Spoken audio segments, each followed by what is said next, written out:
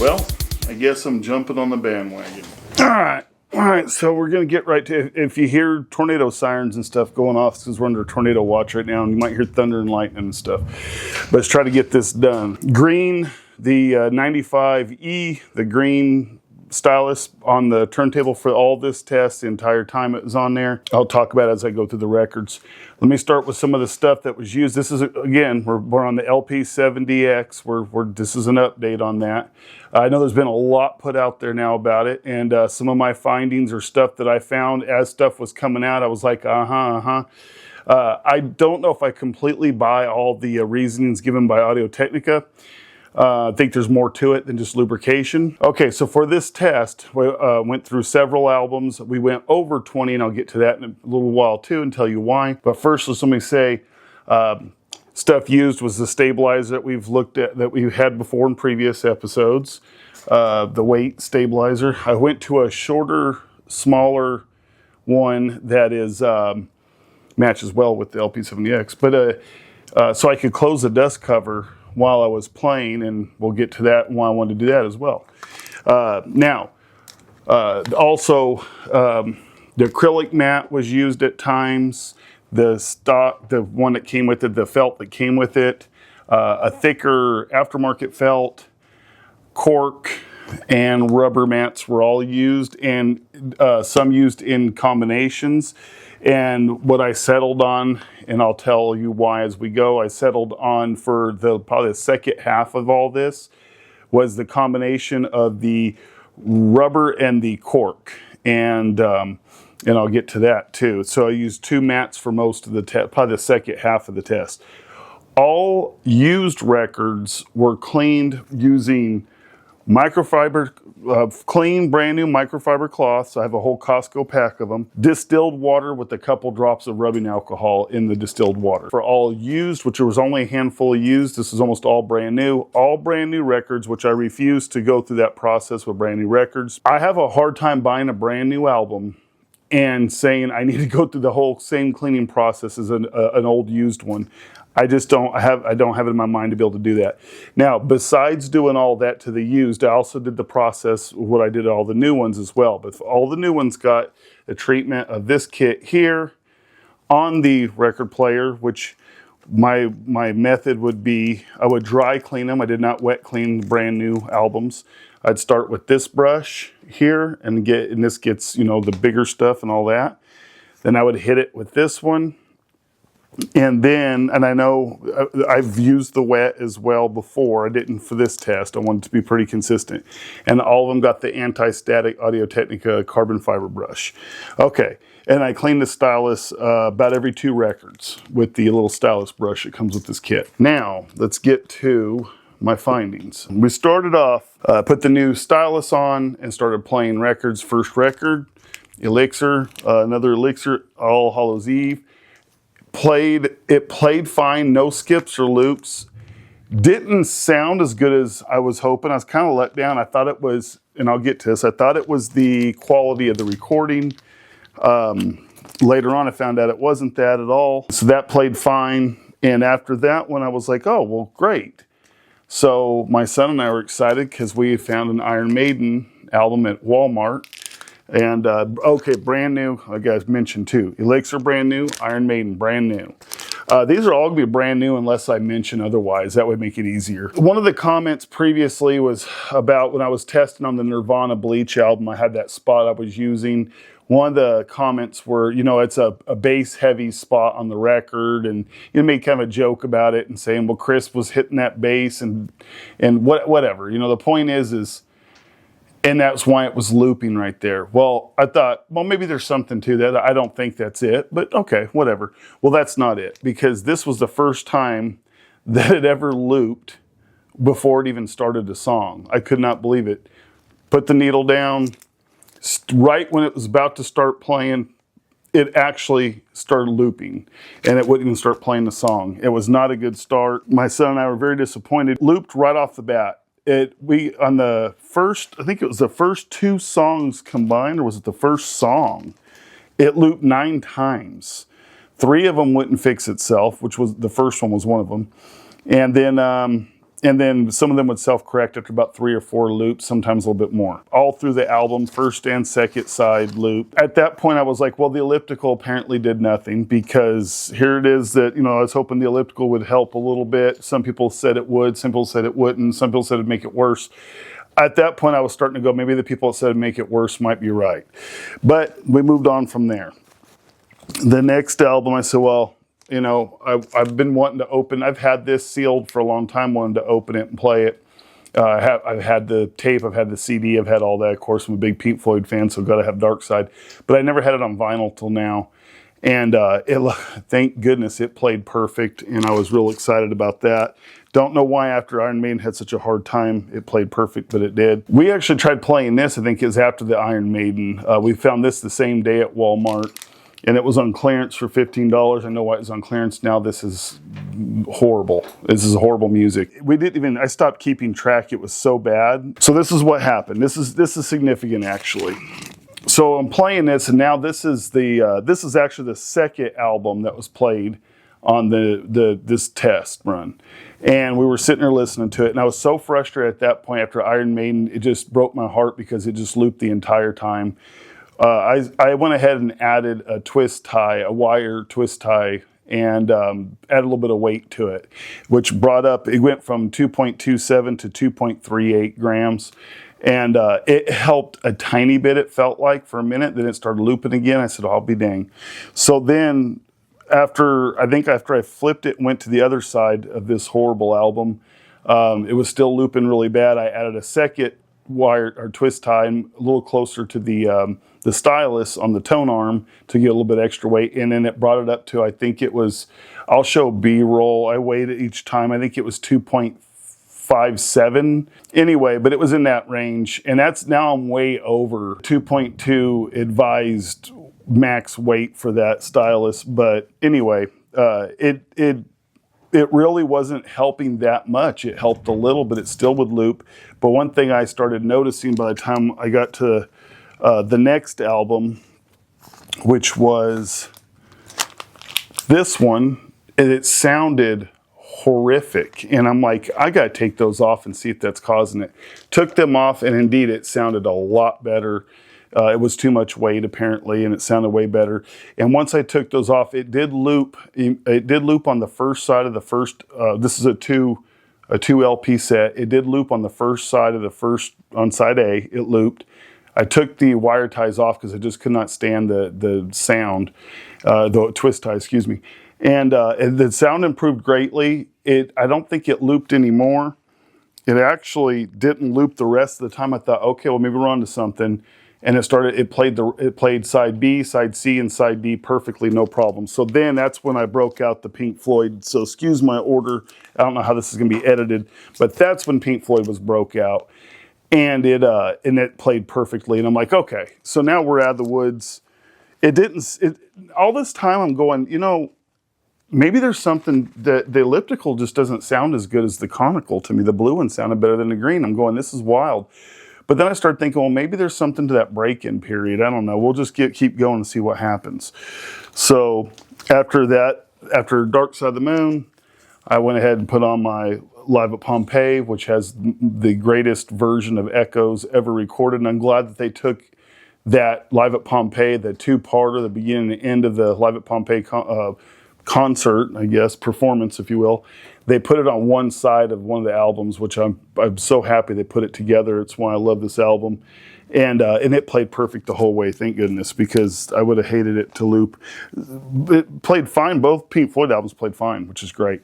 So then now my confidence is coming up, and I'm like excited about it. So I go back to something a little heavier. And again, looping side A. This is a double album as well. 2 LP album as well. Well, I don't know, you guys can take my word for it. And it looped on side A, but again, it didn't loop on side B or side C, which I thought was very, very strange. It's like there's no real rhyme or reason. I mean, it doesn't make sense the way it does all that. Now, this is where I start getting frustrated going, what are we doing? What's happening? So on that Haunted album, I took it, when it did loop on side A, it looped on several spots. And I started going, look, I started checking something. I said, I'm going to try something, because my son was saying, it sounds like he was saying, well, hopefully it's not hurting it, because we're both thinking it's pressing against, like the tone arm is just not moving freely, and it's pressing against the grooves or something, because the sound was really bad with and without the wire ties. At times it was bad. It was worse with them. But anyway, so I just decided to lift the Q lever and set it back down on one of the loops.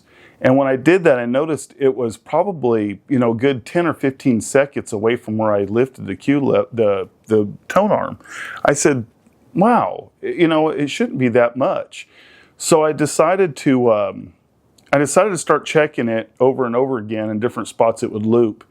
And what I noticed was, every time I got to a spot that would loop and I would try it, I started timing it with the stopwatch on the phone, and it's not super accurate, but it gives you an idea. You can deduct a second. I'll show a little B-roll. You can deduct a second, because it takes a second to drop it, then hit the start, and then when it starts to get back to the point I left off on the song, when it starts to loop, or where it had started to loop, I would hit stop, and then I'd see how many seconds. It ranged from 3 seconds to 23 seconds. There was parts that was 23 seconds after lifting it and setting it back down. So then I went and put stuff on the Marantz and tried it with the queuing button on there. And on the Marantz, the longest it would go back from where I lifted it, I believe, was about a second or second and a half. It almost picked up and dropped off the exact same spot. So I said, there is definitely some force pushing against there. So it's really having trouble tracking through the album. And to me, that's absolutely what's causing it. They say it's lubrication or whatever, but I think there's something to the over-tightened. I know some rumors where it's over-tightened tone arm, and I think there's something to that. I don't think it's lubrication could play part of that. I get it, but I think that has to do with over-tightening, or something's wrong. But now let me get back to this. So after figuring all that out, I said, well, I got to get through this test. I got to keep playing stuff. So then I started playing. So I broke out some BMX, brand new, and it played fine, no problems. And at this point, I noticed the sound was starting to get a little better. I felt, because that one has a little bit of some more bass and stuff on it, and it was starting to sound a little better. There would be a few times it would give you a little different. Still wasn't as good as the Conical, but it sounded okay. So I went there, and then I went to. My son was in here, and we had listened to another album by, Kenji Oja or something, Dro Kenji. Anyway, this is some weird stuff. Again, the album cover don't match the music whatsoever. This is a trip. I don't know what to describe this as. It's kind of almost Tyler, the Creator-ish at times. This is also a 45 RPM. This was brand new. This is a 45 RPM, 12-inch. Full LP. It sounded pretty decent, though. It wasn't bad, and it didn't skip or loop whatsoever, which was great. And then after that, I went to this one. I got this. I don't even know what this is called. I don't know. Some kind of, I don't know. I'm not going to try it. But this I got for like $3 online. I was buying some other albums, and they said, you might like this. And it was $2.99. So I'm like, well, I'll try it for $2.99, brand new. This is weird. It's trippy. It's like some kind of, I don't know if it must be foreign. But it sounded really good, though. At this point, I'm going, okay, hang on now. The bass and everything on this sounded really good. So I was like, well, maybe this thing's breaking in. And at this point, it hadn't looped in a while. So I'm going, okay. But so then we had gone to the flea market, and he picked out some albums, and one of them was Molly Hatchet, and this was used, obviously, at a flea market. Cleaned it really good, but it had problems. Let's see. When we got to this, it played Flirtin' with Disaster, I believe. And then after that, because that was the first song on side 2, I started on side 2 because I wanted to listen to Flirtin' with Disaster. That had been on video games years ago. I wanted to hear that song. Played great. After that, there was too many, couldn't even keep track. It just went nuts after Flirtin' with Disaster. And then I did it on both sides after that song. Luckily, it played that song well. After that, it was just horrible. I thought, well, hang on, that's used. Maybe there's something to that. It's used. I said, well, let me get some of these other used ones out, and then when I go back to new, let's see if it stops. So then the next one after Molly Hatchet was this one, which was used as well, Rainbow, straight between the eyes, and same thing. It was horrible. I cleaned it really well. It sounded okay. Side one played perfect. Glad I read my notes, made notes. Side one actually played perfect, so I said, well, maybe it's not the used factor. Then I flipped it over, and then side two had a couple self-correcting loops right off the bat, and after I got past those, I had too many to even I couldn't even keep track anymore. So I was like, well, there's just no measurable pattern, it seems like. So then so I said, well, I've got a couple more used, so let me try. Let me keep trying the used ones and see if we get a pattern going. So then I threw this one on after cleaning it well. Well, I cleaned all these well the day before. But anyway, Down and Out Beverly Hills soundtrack. Got it for like $1 or $2. Didn't skip whatsoever, didn't loop or skip. It was like, okay, so now maybe it's not a used thing. So that played fine both sides. And then I got excited and got cocky, and I threw on some sticks, got used from the flea market. And it was not, this record now in all fairness is not in horrible shape, it's not in great shape, it's average. I don't know what it'd be ranked. But it looped all over the place, I believe. Let's see. No, again, side A played great, side B played good till halfway through. Directly halfway through side B, started to loop, and then it looped the rest of the way. It just kept hitting loop after loop. So side A again played great, side B halfway through started looping like crazy. Next up was Sammy Hagar. And this was, again, flea market buy, real cheap. Only one loop on side A, and then all over the place on side two looped. So again, side A seems to be, whenever I start playing, side A seems to be play well more times than not. Side B is just a mess. Now that's not all the time, because some of these newer albums, it was the opposite. So what are you gonna do? Okay. Let's see, then I got on a roll with some stuff. I was like, I don't know if you guys seen that episode where we went and filmed at that that record store. I picked up some Slayer. I was, after all this other music, I was kind of really in the mood for some more hard thrashy, doom and death metal and all that kind of stuff. So I went on a tear with that stuff, which you guys will see. Luckily, the Slayer played great. Great album, by the way. Holy smokes. I forgot how good this album is. And it's been a while since I've listened to this album. And wow, yeah, and it sounded great, played great.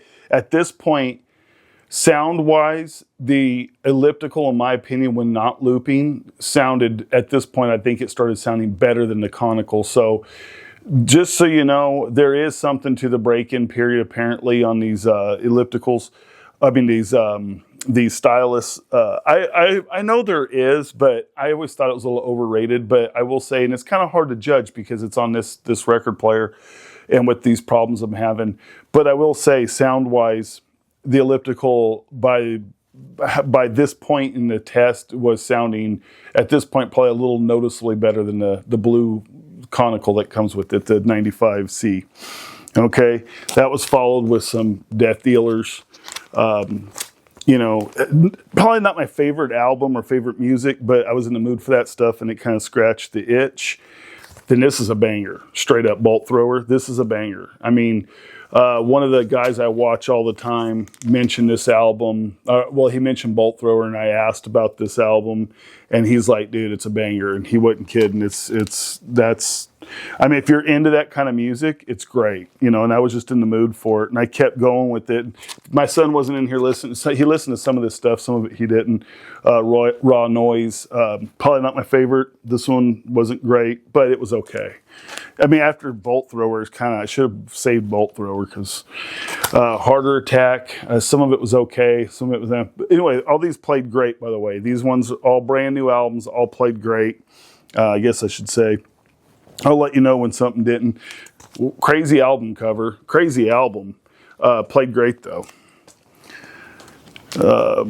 This just evil sounding. And anyway, my son was like, "What is this?" Like he was over working on his RC stuff for his channel, and he was like, "What are we listening to?" Because this stuff gets a little dark out there. Anyway, but it was it played wonderful and sounded amazing. And then the next was October File. First time I ever heard them. This is a double album. Both of them played great. Remember, I counted every one of these as individual. If it's a 2 LP, I count it as 2 records. I didn't count it as just one album. Anyway, so I counted these by records, and I'll get you the totals at the end with the new statistics.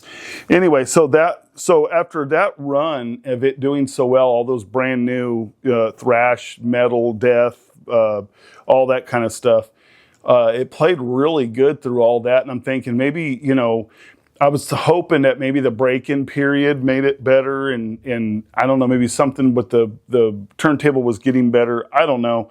I'm going through all this so you guys can understand how my mindset going through this is, and at this point I'm going, okay, I can breathe now. I can just put a record on, push start, listen to it, and I was just relieved at this point because while I don't want to give up on this, it was getting frustrating. And I just want to listen to my music at this point. And I was kind of like, I'm done with, sitting there and taking notes. I mean, like, I can't wait to get through this so I can just enjoy music again and not have to sit there and make so many notes and all this stuff. But then I thought, well, this has only been played once or twice before. It was brand new when I bought it.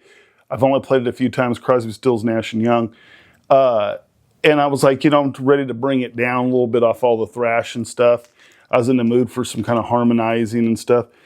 And man, it was a mess. It was a mess. Like, it brought me right back to reality. Like, I wanted to get off of the heavy thrashy stuff, but I didn't want to go back to all the looping and skipping, but unfortunately it did. And I was very disappointed in that.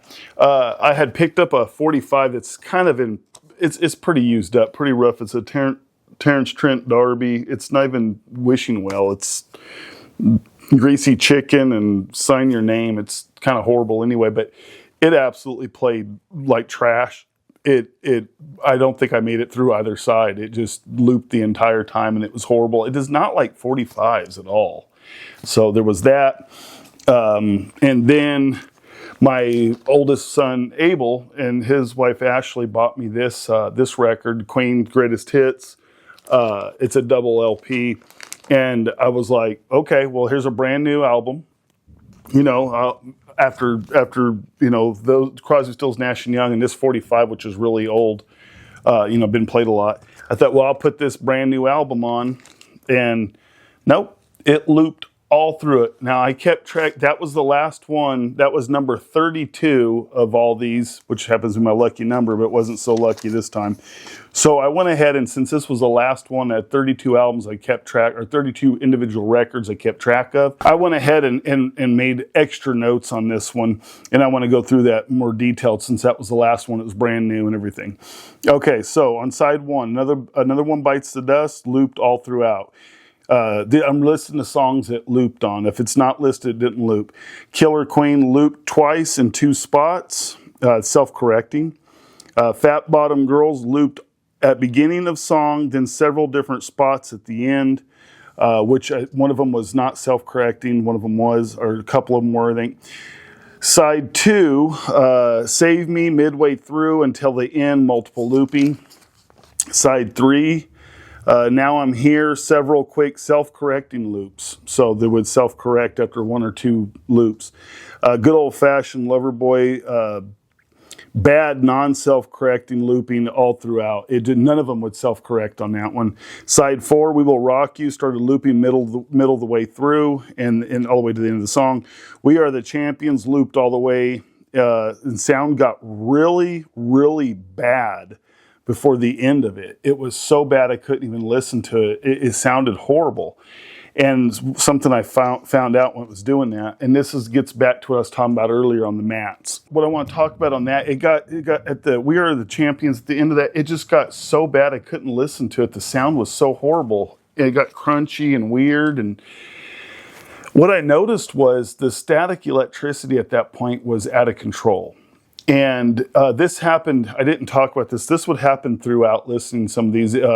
Some days it build up some static electricity. I started running a humidifier, helped tremendously. And the reason I had got this is because I wanted to try playing with the dust cover closed instead of open like I normally would do it. So this one wouldn't fit under the dust cover. And so I wanted to be able to use, a stabilizer, weight, whatever you want to call it.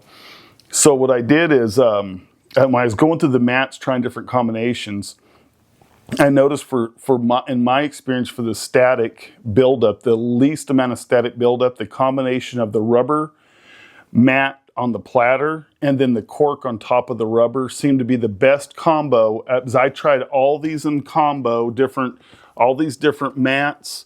I tried all of them in different combinations and singular combinations of them and all that throughout. And what I found was the combination of the rubber on bottom and the cork on top of that, along with running a humidifier and keeping the dust cover closed. So I was going to tell you, I tried dust cover open and dust cover closed. Same record, same day, same time frame, and closed definitely was better with the lack of buildup. It built up about half as much static electricity as having it open. That's something, I don't know if there's science behind that. I don't know what it is, but I just thought with static electricity, the dust cover being closed, even though it's not airtight, I thought maybe that's just less particles to be attracted to the records, and that's why I wanted to close it. But I didn't realize the benefit of it building less static electricity, which seemed to be a side effect of that. Okay. Now, all that being said, the green elliptical, when I was cussing it pretty good in the beginning because it didn't sound good. To me, it sounded horrible compared to the Conical, the blue one, the 95C. And I was like, maybe this isn't the right stylus for this turntable. And now I can safely say that the green stylus, which, I made a little cute reference, green, it's not quite ripe yet. Really, at this point, I can say now I like it. I'm sticking with them, not switching back to the Conical. I'm only going to go to the orange one next, most likely, and then hopefully the red one, and that'll be my end game idea. But I need your help on deciding this. Now that Audio-Technica is acknowledging there's problems, right? They've acknowledged it. They have a fix for it. You can send it in. I don't know if I should send it. I don't want to be without it for 2 or 3 weeks. I do have the Marantz. And by the way, real quick, I know I'm all over the place. I just want to throw this out there. Under the comments are going to say this, and since it's so far from where I started, they're probably not going to watch this part. The Iron Maiden album that was so bad to kick it off, I put it on the Marantz just to make sure the record wasn't bad because it was so bad from the get-go. It played perfect on the Marantz. No problems whatsoever. Sounded fine. So I just wanted to throw that in there real quick if you're still watching. I should have said that earlier and I forgot. But anyway, I do have the Marantz, so I could send the Audio-Technica back. I could send it in. I get it. And they'll replace it or they'll fix it. And I might do that. But I don't know, should I do that or should I crack it open? That's my question to you guys. If you're still watching, you show your dedication by still watching at this point. Your comments are what matter to me at this point because you've made it all the way through all this rambling. And if a majority of you think I should try cracking it open and messing with it, then I'll do that. But if a majority of you think just go ahead and send it in and play it safe, then I'll do that. At this point, I want to do something. I love the turntable. If you take the looping problem out of this, I have no complaints. I love it. I don't want to give up on it. I'm not going to change to the turntable. I don't think it's the greatest turntable ever made, but I think for its price range, especially when it was on sale for $159, I think it's really hard to beat. And I don't really want to replace. I'm going to get other turntables at some point. I'll probably get a LP120 or something that's fully manual. Since I have a fully automatic and a semi-automatic, I'll probably get a fully manual to go with that. Tell me what you think in the comments. Should I send it in? Should I try cracking it open and maybe doing some stuff? I think it was it Andy's audio crap or whatever that he did some stuff. I had to go back and watch it again. I watched it, but I forgot. Maybe I'll do some stuff similar if I crack it open or try to loosen the tone arm a little bit. Maybe I'll lubricate it or something. I'll check with Audio-Technica on what I need to use. Or should I just send it in to them and say, hey, let's just see what happens with the new, if they send me another one, see what happens, right? Anyway, thank you guys for being along for this journey. I might do a more. I mean, I don't know if I'm ever the guy that's qualified to do a review on the 95E versus the 95C on the stylus, comparison or I think I haven't even showed you guys all the gear I use. I mean, right now I'm using a Yamaha. I got a Gerard, equalizer. And I'm playing it on, I got a whole variety of speakers. One of these days I need to probably show all this stuff. But, and I've got, that's another thing too. I've got a lot of stuff I'm going to plan on doing. This has just kind of held me up because this has been so much work and so much time taken up whenever I have time listening to music, which is, I'm not complaining. I love listening to music. It's just one of those things where I can't do a lot of other things. I do have this. I got this. I've had it for like 2 weeks now. 2 or 3 weeks. What's funny is when I got it, it's an eBay purchase. It's a semi, I'm not going to tell you exactly what it is. You have to stay tuned and make sure you subscribe. It's a semi vintage. For me, I consider it vintage, but I don't know. I think it's from the 80s or 90s. I don't even know. I want to say it's 90s, maybe even late 80s into the 90s. I don't know. It's another receiver, and I'm going to mess with it and see what I think about it. I found it on eBay, got it for $32, and it's supposed to work. So I just threw a lowball bid. It was one of those make offers. I made an offer. What I didn't realize is eBay changed their terms, apparently, at least on that one, where if you make an offer and they accept it, it automatically goes through. I had no idea. I made an offer. I didn't get, I was waiting to see. They waited a couple days. They finally accepted it or whatever at some point, and it was shipped, and I didn't even know it. So I was waiting to be, I figured they said no because they wanted like $58 or $55, and I just offered 32 as my lucky number, and they accepted it. So, and it was free shipping. So I mean, it's a $32 receiver. We'll see how it is. But I'm not going to tell you what it is. You guys have to subscribe and watch and find out. Anyway, and then I'm just going to break it out and play with it and test it and tell you guys about it. Anyway, okay, I think that's finally it. I think, yeah, if there's anything you guys want to know, the speakers, I've got, let's see, what I got, 1, 2, 3, 4 sets of speakers I'm running, different varieties and combinations. The system I'm running, nothing fancy, it's all budget, it's all cheap, and most of it is secondhand. The Yamaha's brand new, the turntable's brand new. Some of the stuff, my phono preamp, switch. I got a few things that are brand new. Some stuff's used, some stuff's new. I got a tape deck, different things. If you guys want to know more about that stuff, let me know in the comments.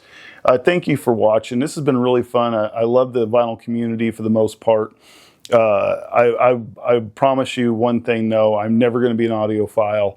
The music's, I love equipment. I love messing with it, but it's always going to be about the music first with me, enjoying the music. I enjoy the equipment. I enjoy tinkering with things. But I don't think I'll ever enjoy the music more, the equipment more than I'll enjoy the music. And I think audiophiles are equipment first, music second, and I'll never be that. It's always been the music first for me. But that's just me. Nothing against them. And if they can afford it, great. This is the stuff I can afford. I can't afford much. But anyway, thank you guys for hanging in there. Thank you for being watchers of the channel and the support and accepting me into this community. It's fun after... this is like, I call it my third midlife crisis. And, after being a kid into music and having records, not having them for 30, 35 years and getting back into it, and never thought it would happen, never thought there'd be a reason to. And then the bug bit me. So this has been fun, and I'm enjoying it, and I'm enjoying going further into it. So thank you, and appreciate you hanging in there. And that's it. I'm the Rambling Wolfman, and I think I'm done rambling. Bye.